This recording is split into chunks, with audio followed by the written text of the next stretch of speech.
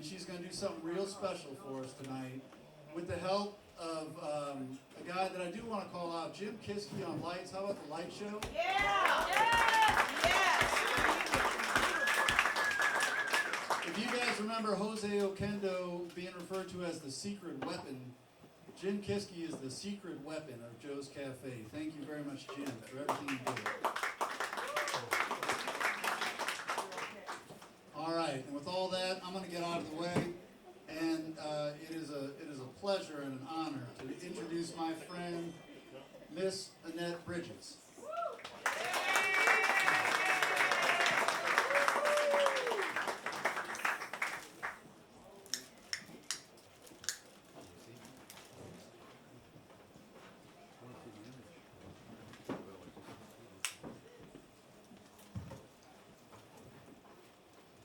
Hello.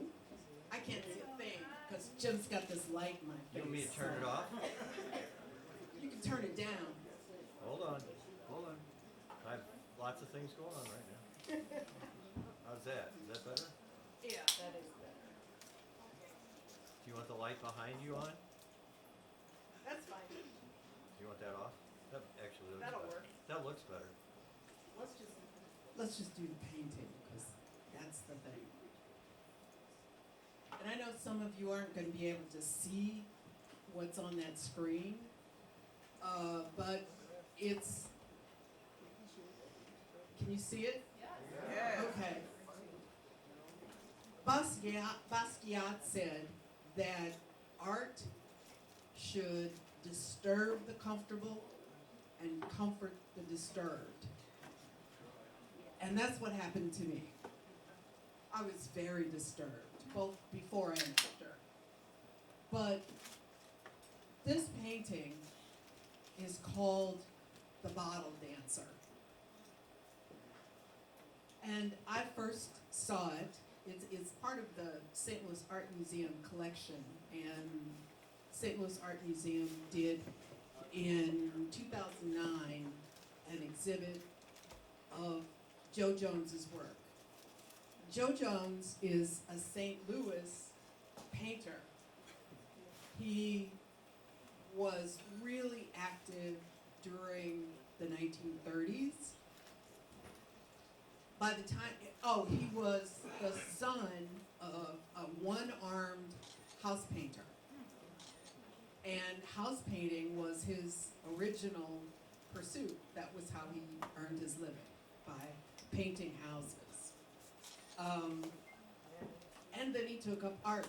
He originally used his house painting brushes when he first started to paint. But he was so good that by the time he was in his 20s, he was the darling of high society here in St. Louis. He had all kinds of patrons. He had all kinds of people who were buying his paintings. He had exhibits. In fact, the original Art Society, which went on to become the St. Louis Art Museum, at one point was referred to as the Joe Jones Club. And he got lots of success, and he did all these wonderful, very slick, very modernist paintings. In fact, he was considered the conservative modernist in St. Louis. And during that time, he was also getting hassled by the Bohemians. The Bohemians thought he was illegitimate because he had sold out, because he was doing all these society women's portraits and whatnot. So, at some point, he hung out with the actual Bohemian community here in St. Louis, which was centered around a place called the Blue Lantern. And by 1933, Joe Jones, this prodigy, declared himself a communist. And he began to paint subjects from reality. He began really to emphasize social justice. He did a lot of things around workers' strikes. He was very anti-segregation. He did paintings that depicted lynchings, which was very, very bold thing to do in 1930. But he lost favor with his society clients after declaring himself a communist. But to prove that he was truly a painter to the Bohemians, he did this painting in 1936. And it's called The Bottle Dancer. I don't know what that means. Bottle dancer. I tried to look it up, but it's something where Spanish people dance with a wine bottle on their heads. And that's clearly not what is depicted here. There is no information about who this is, who this little girl is. There's no information. The only information that is given by Joe Jones is depiction East St. Louis. And he called her the bottle dancer. There's an empty Coca-Cola bottle. I don't know if you can see it. There's an empty Coca-Cola bottle by the foot of the bed. And I thought, well, maybe that has something to do with they used to put Coca-Cola, or put cocaine in Coca-Cola. But they stopped doing that in 1906, and this was 1936, so that's not it. Joe Jones, for a while, was a photographer for the government, and what he did was he documented poverty and the Dust Bowl, and as I said, he was very interested in social justice. So somehow, somewhere, he captured the image of this little girl.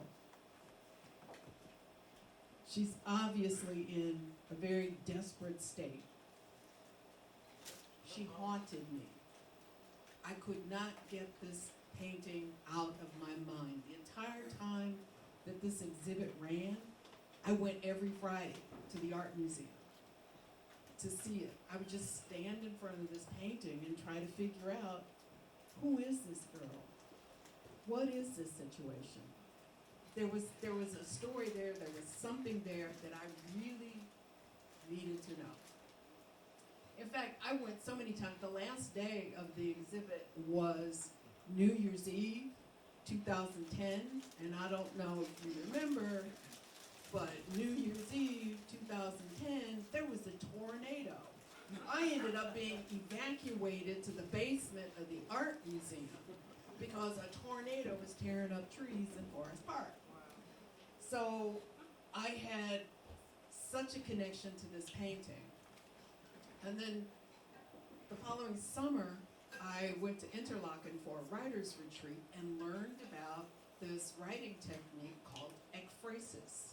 Has anybody heard of ekphrasis? Mm-hmm. Okay, ekphrasis. And all of a sudden, this little girl began to talk to me. So here is her story.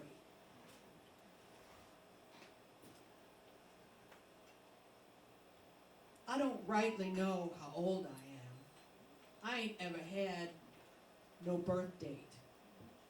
Ma B says that I'm around 14 or 15, but she can't remember. Ma B runs this place, but she's never been a mother to me. They just call her Ma because she's the boss. I was born here. My mother worked here. When I was a little baby, my mama caught the bad disease, and it drove her crazy. Before I was old enough to remember her, they had to take her away to the crazy house. They said she died screaming and clawing, just like some kind of animal. Ma B wanted to throw me out in the street, but the other girls who were friends with my mother begged and pleaded and protected me, so she let me stay. They fed me from their own plates and looked out for me when they could, but by the time I could walk, I started working. Just fetching things at first. When I got a little bigger, I would carry water, haul wood, and scrub floors. As soon as I was big enough, I started turning tricks. I know I'm ugly. Ma Bell tells me so every day. I have dark, ashy skin, short, kinky hair, thick lips, and a broad, flat nose. Not like my mother, who was pretty. She had golden yellow skin, long, wavy hair, and a thin, straight nose. The wrinkled up, faded picture I have shows her smiling at me from a time before she came here. A high-dollar hoe is how Ma B describes her, down on her luck and forced to enter the trade. When she first came to the house, she made big money and worked only the front rooms where the high-rolling customers were entertained. But that didn't last. She got careless and knocked up with me. That put an end to her working the Johns for close to a year. I don't remember it all, but they tell me she was never herself after that. She took to drinking heavy and spoiled her looks and couldn't make the money she used to. When she was forced to work out back in the cribs, she got a dose of the syphilis. Now Ma B says I have to make up for all the money I cost her by being born. Nobody comes when I scream. No, I work out back and take the rough trade. They pay extra and can do anything they want. So nobody comes when I scream. Nobody answers when I cry. Suffering is what I was born to do. Someday, I will give up my life to the hand of a man who will kill me just to watch me die. I've come close to death already, and I ain't scared.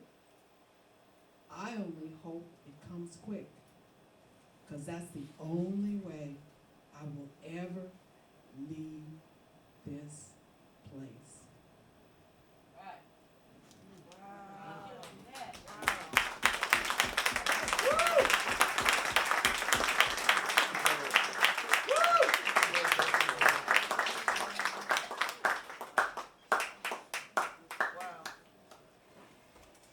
Not the happiest story, but that's what she said. That's what she told me. That's what she was.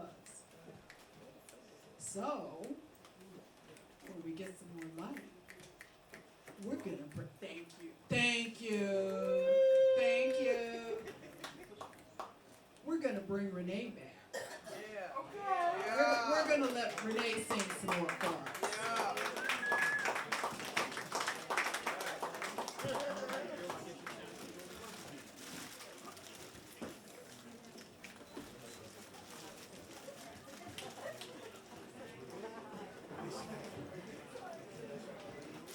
You ready, girlfriend?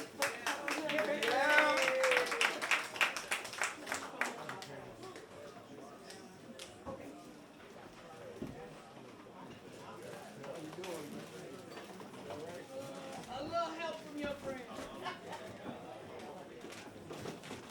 Give it up for Anna.